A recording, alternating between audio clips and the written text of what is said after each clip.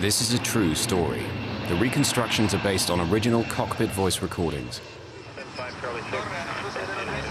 We are observing you crossing the 260 of Lima at 31 miles west. Level is 10,700. Velocity is approximately... In October 1996, a state-of-the-art passenger jet careers out of control for 30 horrific minutes, then crashes into the Pacific Ocean. I've got it! I've got it! Climb Aero Crew 603. Listen, turn over!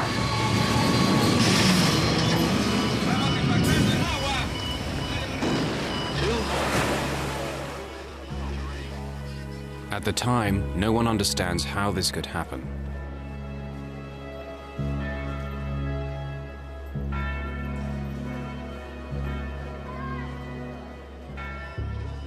The answer to the mystery may be found in the aircraft's black box flight recorder. The story investigators uncover is how a simple human error set off a chain of events that ended in tragedy.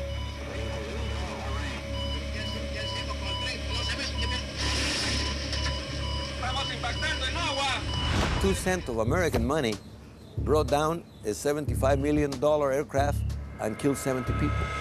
This kind of a problem that they faced that night was probably one of 10 over the last 20 or 30 years.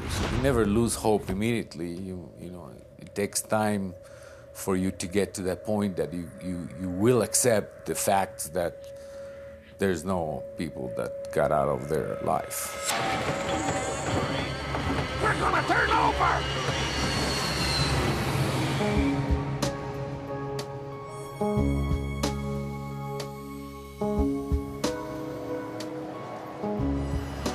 Lima, Peru. Jorge Chavez International Airport. Aero Peru Flight 603 prepares for takeoff for Santiago, Chile. The plane is a 4-year-old Boeing 757, a state-of-the-art passenger carrier known for its reliability and safety.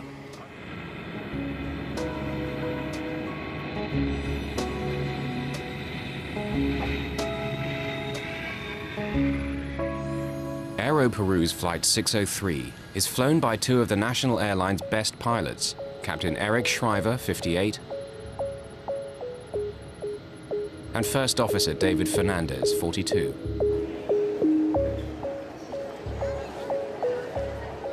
"61 passengers and 9 crew members are on board. Most are Chileans on their way home. Others are Peruvian, British, Italian, Spanish, 1 New Zealander, and other Latin Americans.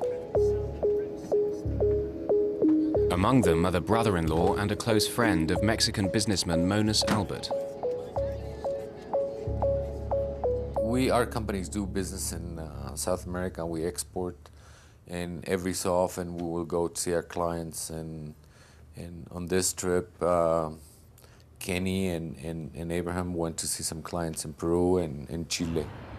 I had a very good relationship with both of them. With my brother-in-law, of course, we were like brothers. I love the guy. He married my only sister, so we had a great relationship.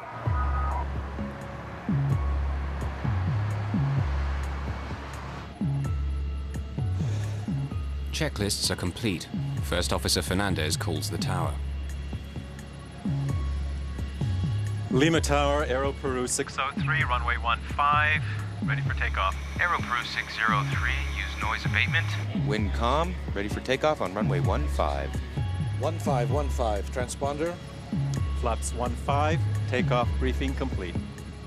The captain makes a joke about the precision. See how accurate we are? Not even a Swiss. Rolling.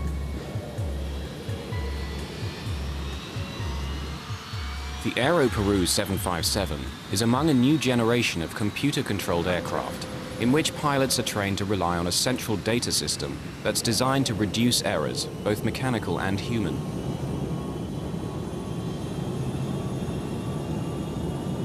Power set. Power set. On takeoff, the aircraft performs perfectly. 80 knots. Check. V1, rotate.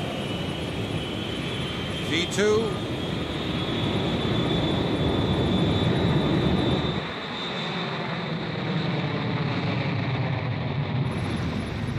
Gear up. The moment they lift off, the pilots get a very unusual reading. V2 plus 10. The altimeters are stuck. The altimeter indicates the height of the aircraft off the ground. It reads 0, though they are obviously flying. The altimeters have stuck. Yeah, All of them. this is really new. Keep V2 plus 10. The 757 is equipped with 3 altimeters, one for the pilot, one for the co-pilot, and one for backup. All 3 are dead. Then they lose another crucial instrument, the airspeed indicator. The speed. Eh? The speed. What's going on? We're not climbing. No, I am climbing, but the speed. Hold it. Maintain speed. Aero Peru 603 leaves the lights of Lima out over the Pacific Ocean. With no airspeed or altitude instruments, the pilots are now flying blind.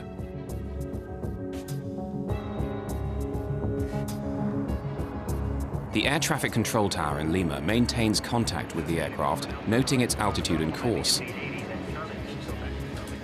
He does not hear when the pilots get a new minor warning that they must adjust the rudder, which steers the aircraft left and right. 603. We are descending. Rudder ratio. That's strange. Turn to the right. Al McLeod is a veteran Air Canada pilot. They got a rudder ratio warning, which consists of an amber light that would come flashing on there with a little beeping horn and a message on this engine crew alerting system saying rudder ratio. That's just a system that reduces the amount of rudder the airplane has that can be used as the airplane accelerates and goes faster and faster. Because it was sensing wrong or improper information, it sensed a fault, so it gave a warning to the crew. The erratic warnings are all being generated by the plane's central computer, but the pilots cannot understand why. Then, the dead altimeters spring to life. Climb, climb, climb, climb. I am. Climb. You're going down, David. I am up, but the speed. Yeah, but it's stuck. Mach trim, rudder ratio. Climb, climb, climb, climb, climb.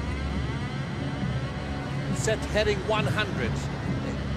Well, now you're... It's okay on this heading. Set the climb thrust. Center autopilot in command. Suddenly, altitude readings return to normal, but each passing moment takes them further into the dark night.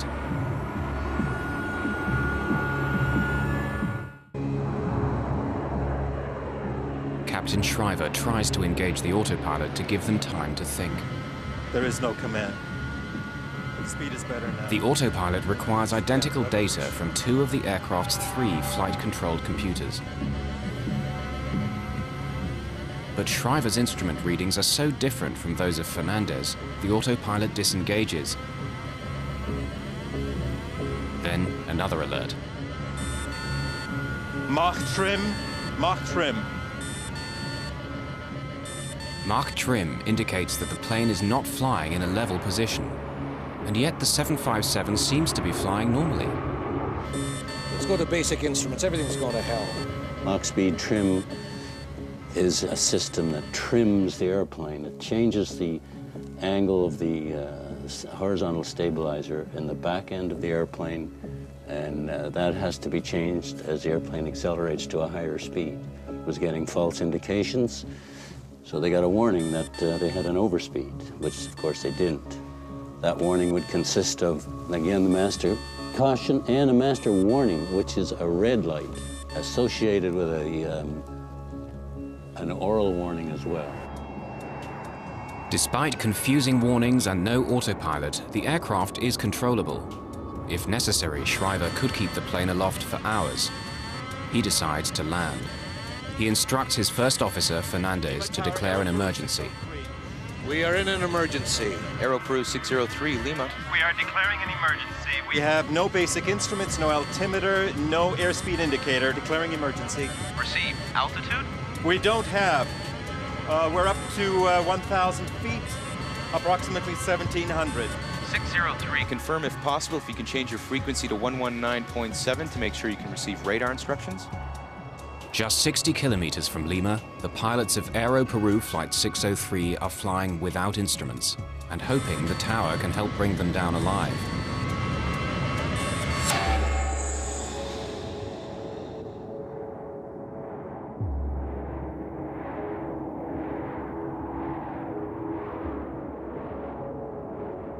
Lima, 603.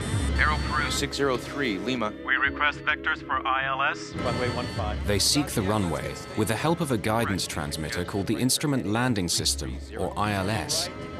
The ILS provides information on the course, while altitude information comes from the aircraft's transponder. Affirmative, maintain present altitude. What level do we have? We have 4,000 feet. Can you confirm for us? Correct, maintain 4,000. Shriver and Fernandez have never experienced nor been trained for this emergency. Auto throttle disconnect. Really, we don't have any control.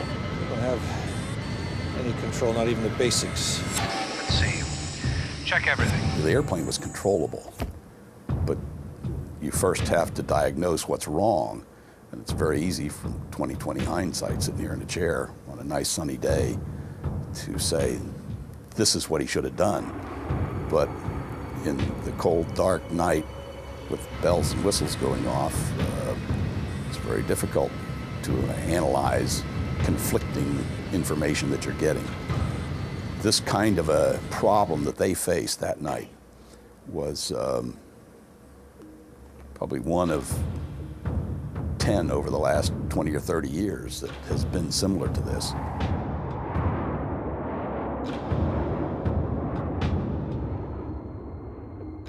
Over the dark Pacific Ocean, the pilots cannot determine altitude nor speed by sight. They request that the tower help guide them in. It's responding. Airspeed is 0. All speeds. Right. Can you give us the airspeed, please, if you have us on the radar? Yes, affirmative. As of 10 seconds, It seems that you're climbing at level 6,000 at 22 miles south on heading 195. The air traffic controller's computers calculate a correct airspeed by measuring the plane's movement over the ground. Okay, we have that. We are on heading 190, and we have 7,000 feet on the altimeter. Yes, correct. You're now reaching 7,000. But neither the pilots nor the air traffic controller know the altitude indicated on the scope is incorrect. It's coming from the airplane's erratic computer. The traffic controller would try to help the pilot, but he was receiving the wrong information on altitude. He was receiving a wrong indication from the captain's altimeter. The reason the air traffic control system was transmitting improper altitude readout information to the airplane was because the airplane's altimeter, through the air data computer, would send the indicated altitude that the airplane was experiencing down to the radar unit, and of course it was incorrect, and they would read it off their readout down in the air traffic control center and transmit it back to the pilots, and of course it was incorrect because they were getting incorrect information to begin with. Investigators will later discover that Aero Peru 603 was drifting downward, while the altimeter showed them at a near constant 10,000 feet. With incorrect altitude information being transmitted from the aircraft to the tower, they don't know that the plane is descending. Your distance is 30 miles. Do you want a heading to proceed to the localizer, correct? Correct. We're going to suggest course north 360. 360. We have problems here reading the instruments. You're going to have to help me with altitudes and airspeeds. If it is possible. Okay, received. Let's go. The approach is set. The 757's computer sent critical warnings, information that the pilots are trained to obey, but cannot trust. Let's try to make a descent on this heading. It's climbing. The airspeed plummets to below stall speed, and then races up again. Let's go down to 10,000 feet. Why does the speed go away so fast? Could it be the real speed? That's what worries me. No, I don't think so. Can you verify our speed, please? 320 is indicated. We have 350, but The engines are on idle, but we keep accelerating and accelerating. Okay, received. The nerves are now stretched tight. Fernandez suggests they extend the speed brakes used to rapidly slow the aircraft. Extend the speed brakes. For a moment, it appears to be working. Then, another warning. All three indicators are fine on speed, overspeed. Overspeed means the plane is flying too fast. The pilots cannot believe it, but the warning adds to their confusion. They're forced to choose, speed up or slow down. The lives of 70 people are in their hands.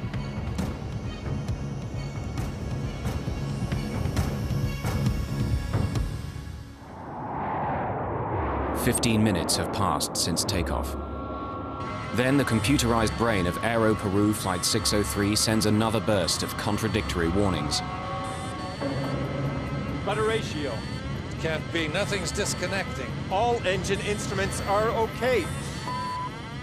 What can our real speed be? The speed indications are okay. Lima Tower provides their only chance of survival. We are observing you crossing the 260 of Lima at 31 miles west. Level is 10,700. Velocity is approximately 280 over the ground. Perfect. The controller's 10,700 feet information is wrong. False information is being generated by the 757's computers and radioed to the tower. Overspeed. The brakes are still on, but now another overspeed warning. Now the stall warning sounds. Let's descend. Can't be over speed. We're still flying. They get a stall warning that the airplane is falling out of the sky. At the same time, they got overspeed warning. Impossible to have two contradictory alarms. Either you're stalling or either you're having an overspeed.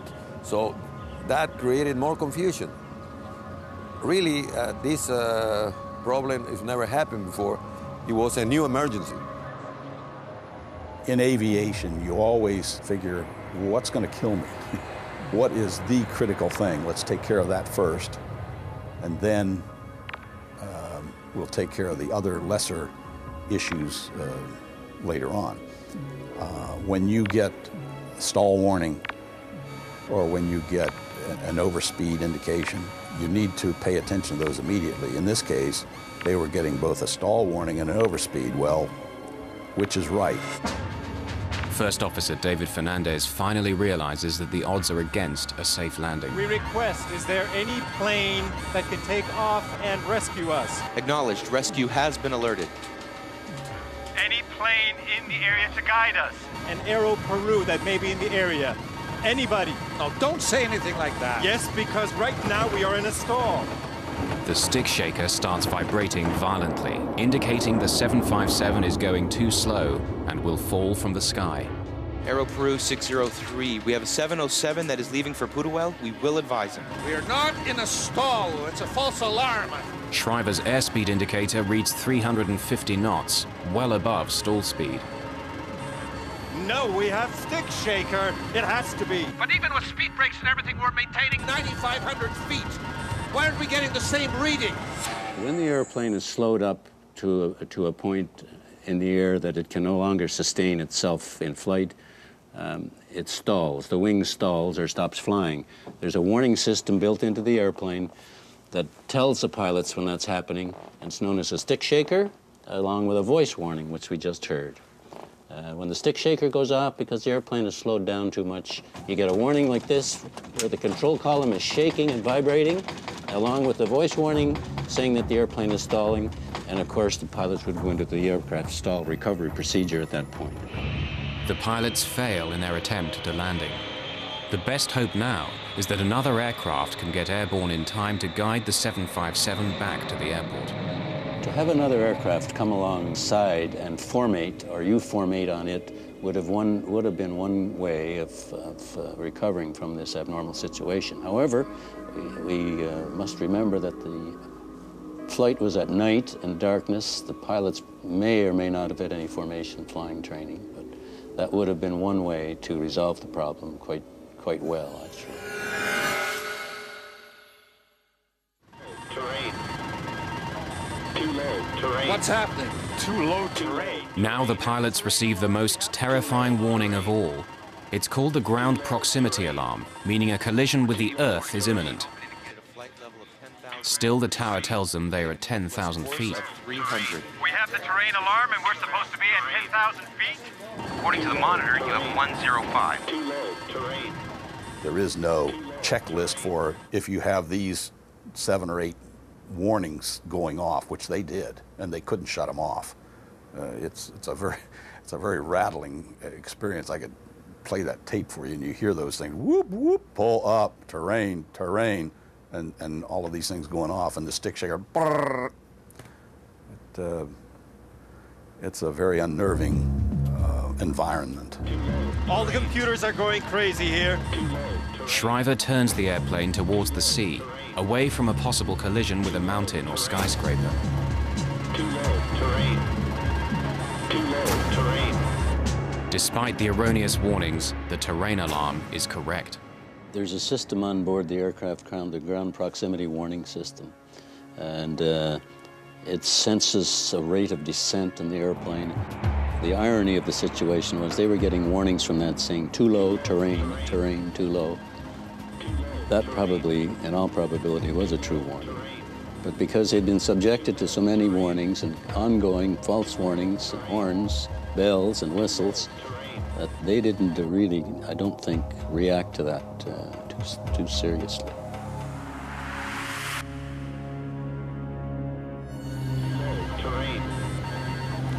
Are we going down now? We have 370 knots.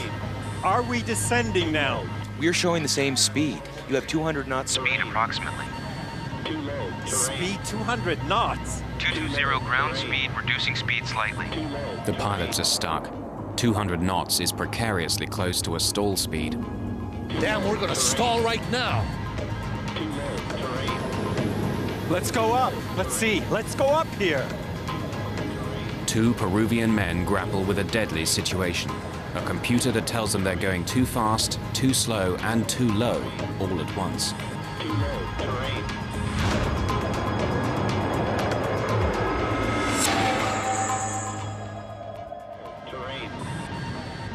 Shriver decides to risk a second attempt at landing, seeking a signal known as an ILS to guide the aircraft to the runway.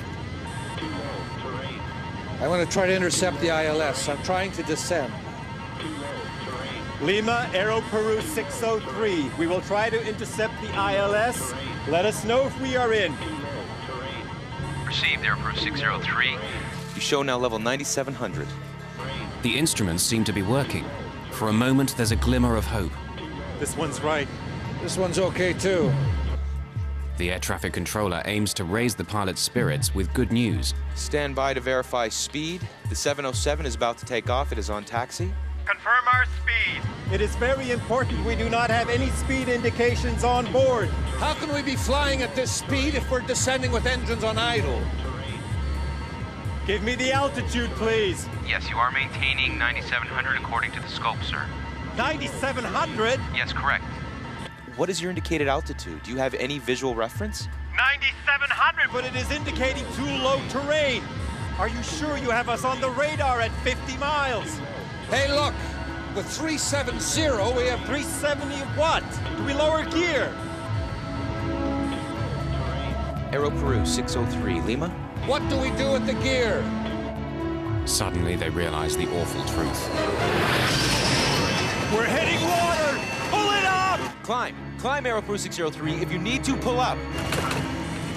For 20 seconds, the pilots struggle for altitude.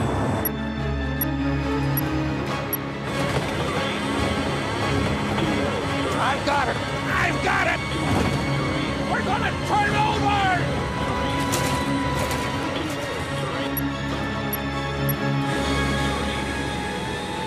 Aero Peru 603, Lima.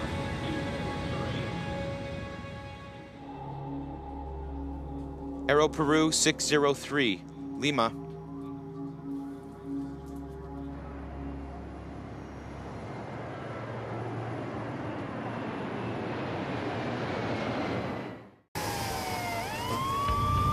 The The next morning, Mexican businessman Monas Albert learns that an Aero Peru flight has crashed. 5 minutes after takeoff, the crew informed the tower that they were having an emergency and they requested clearance to return to Lima. During the process, contact with the aircraft was lost at 0110, with the latest position of the aircraft being 50 miles north of the city of Lima. About 6 o'clock in the morning, I got up and turned on the news channel, and I heard there was a crash, an airplane crash of Aero Peru, but the news mentioned New York to Lima. Rescue operations are underway by authorities. The aircraft was carrying 61 passengers and 9 crew members. His brother-in-law and his business partner were on flight Aero Peru 603. So I went to the shower and didn't pay a lot of attention. But when I came out, they corrected the news and they said from Lima to Santiago. And I knew in that plane Kenny and Abraham were flying. The news was very vague, so they mentioned there might be some survivors, and they mentioned that the plane crashed on Pacific Ocean, and they didn't have a lot of news, and the crash was at night. So in my mind, I thought that the plane sort of landed on water and most people got out. Guido Fernandez has just been appointed Peru's accident investigator. Aero Peru is his first case. The co-pilot David Fernandez is his nephew. I was in bed. It was about 4:30 in the morning, and they called me. Your nephew is lost in an airplane. They asked me, how do you feel that your nephew was a co-pilot? My gosh, I feel very bad. But I'm a professional. I have to do a job. I have to comply and complete my duty. So that's what I did. Fernandez rushes to the crash site in a Navy helicopter. It's clear that there are no survivors. 9 bodies are floating in the debris, and the rest sank with the 757.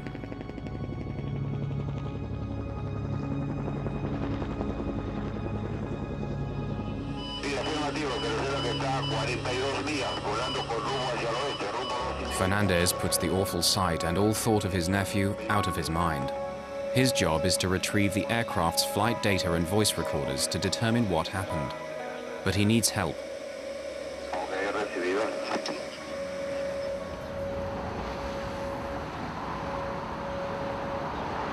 Fernandez contacts the National Transportation Safety Board in Washington, D.C., one of the world's leading agencies for air accident investigation. They had found the aircraft. It was pretty well documented by radar. The Navy, the Peruvian Navy, had gotten a fix on the flotsam and the wreckage in the ocean.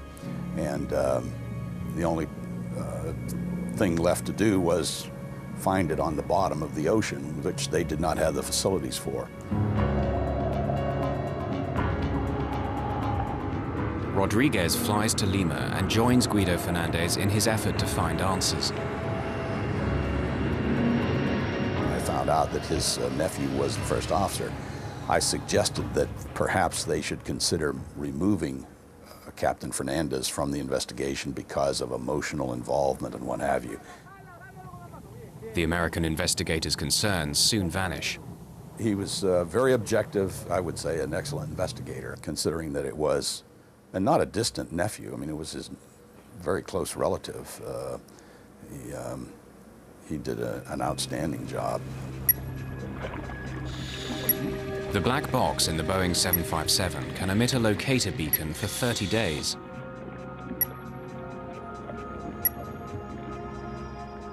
The US Navy provides underwater remote-operated vehicles to survey the debris field, seeking the black boxes. It's clear to veteran investigator Rodriguez that the plane went down in one piece. I've done in-flight breakups that were spread over 15, 16 miles and maybe 1.5 miles wide, which tells you instantly that just what you know of looking at the wreckage, that this thing didn't hit in one piece. It clearly was disintegrating as it was crashing. But in this case, it was a fairly tight debris field, and so obviously it hit at high speed and was fairly closely knit wreckage pattern. The data recorders are retrieved from the 757. Brought to the surface, the boxes are placed in coolers full of fresh water to keep them from oxidizing.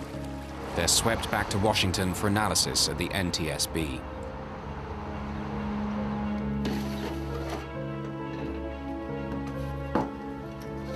The cockpit voice recorder might offer the evidence investigators seek. Every word spoken by pilots Shriver and Fernandez and every unnerving alarm has been recorded on audio tape. The recorded voices are faint and sometimes hard to make out, but the chaos in the cockpit rings through with chilling clarity. Too low terrain. Too low terrain. Too low terrain.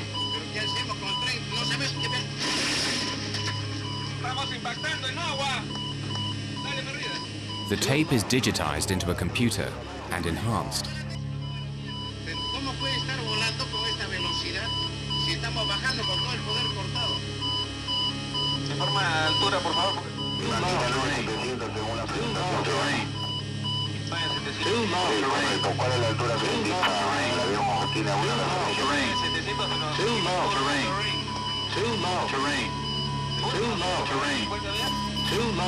It was clear to us that they were really experiencing a problem with airspeed and altitude, and the airspeed and altitude indications in the aircraft are strictly a function of what we call the pitot-static system.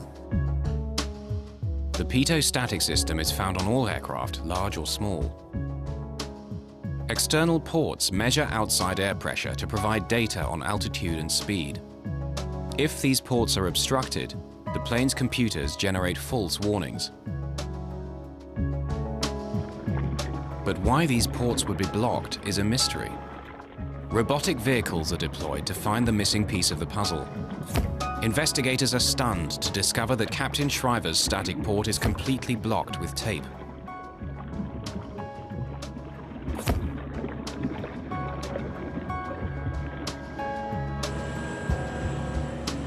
Just before Aero Peru 603 lifted off from Lima, maintenance workers cleaned the aircraft.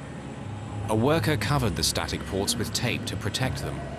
This is standard procedure, but he forgot to remove the tape. It was a small oversight with catastrophic results.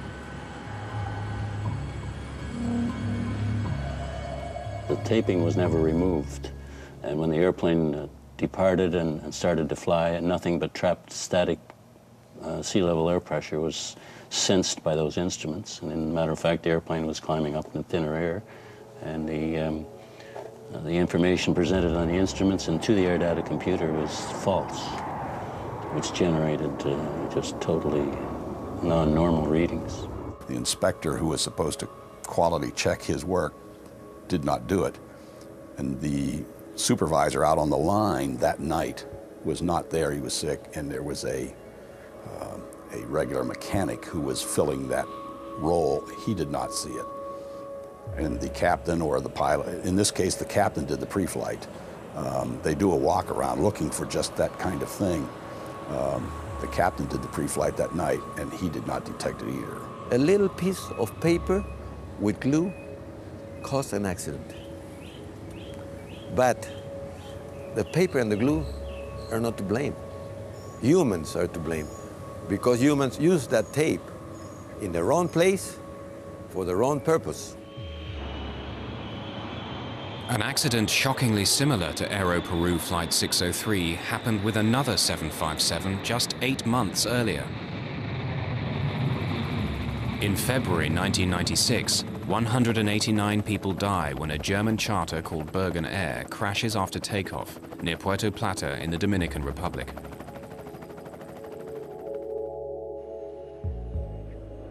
The NTSB assists in the investigation.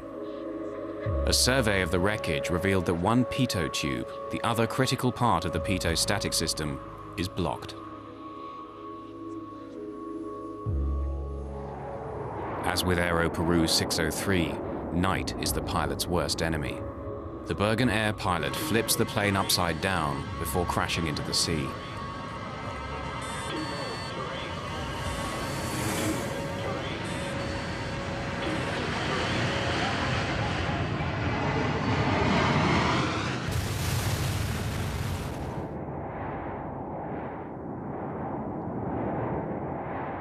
Bulletins are immediately issued to all airline carriers about pitot static problems, but Aero Peru had not yet implemented the changes.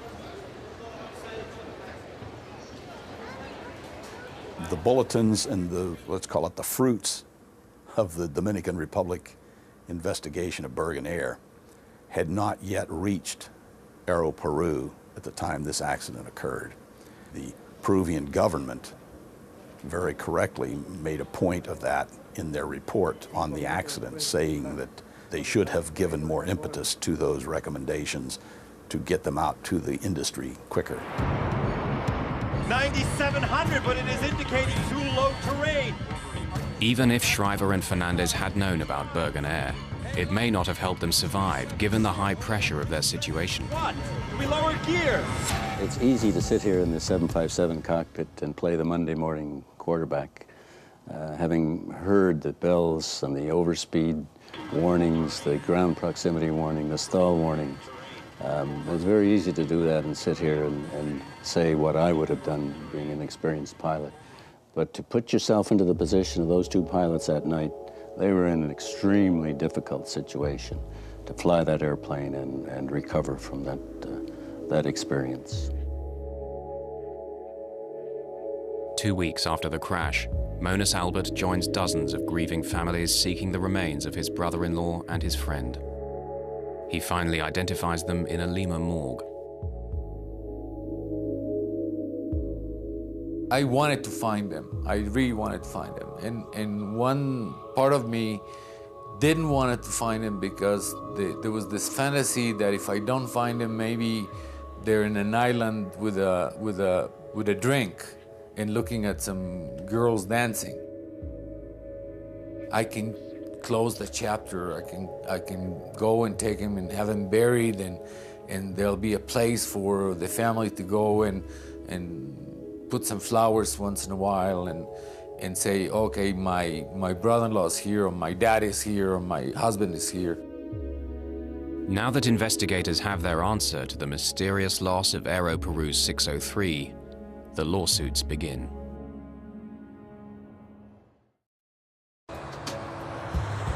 In November 1996, a Miami lawyer takes the case on behalf of 41 passengers and crew, arguing that Boeing is liable for the accident.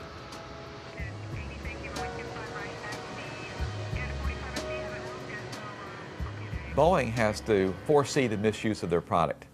In other words, a manufacturer of a product is legally liable for the foreseeable misuse of their product if it can be corrected. In other words, Boeing builds the airplane with a potential hazard in it. That hazard is that in order to clean the airplane, you have to cover the static port. And if you don't take it off, the airplane can crash. I wanted them back. And since I couldn't get them back, at least I wanted the wives of the victims to get compensated. How much is that worth? I don't know. I didn't know. Abraham had 3 daughters, and now they don't have a father. So what is the compensation? The best compensation, if can be done, is get them back. Give them life back again. But because that is not possible, then the other possibility is to get a monetary compensation. And then you fight for the best compensation you can get. Boeing argues that Aero Peru is at fault, not its 757.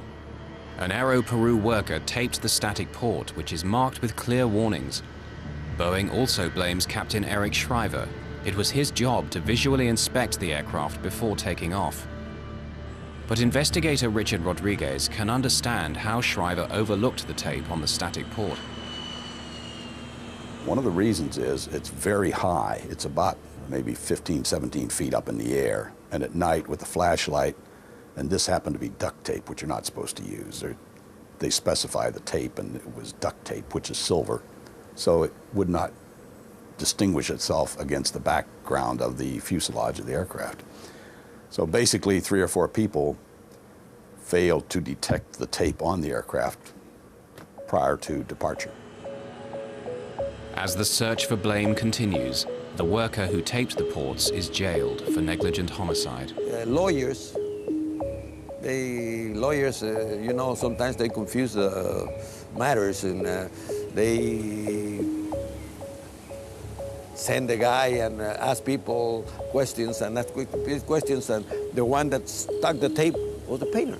Was the lowest cultured and the one that knew less about what could happen. And the judge resolved that he was the one responsible, and he was in jail. Shriver and Fernandez were also scrutinized. Veteran pilot Alan McLeod believes that in their situation, he would not have attempted to land.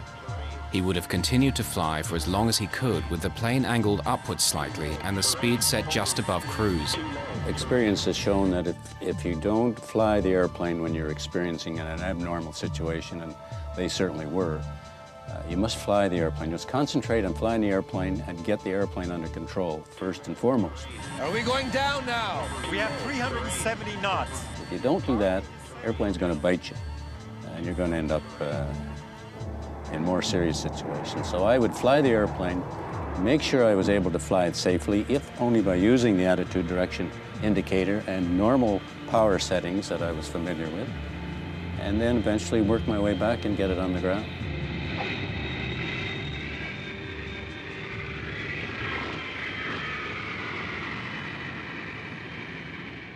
In 1999, Boeing and Aero Peru decide to settle the lawsuits out of court.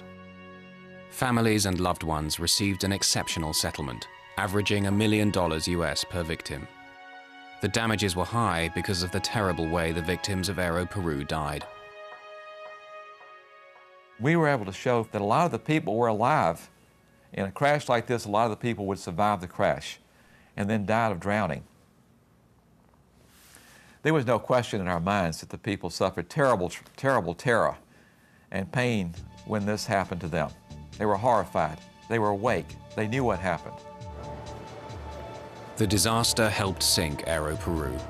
Combined with increased competition and rising debt, the national airline goes bankrupt in 1999.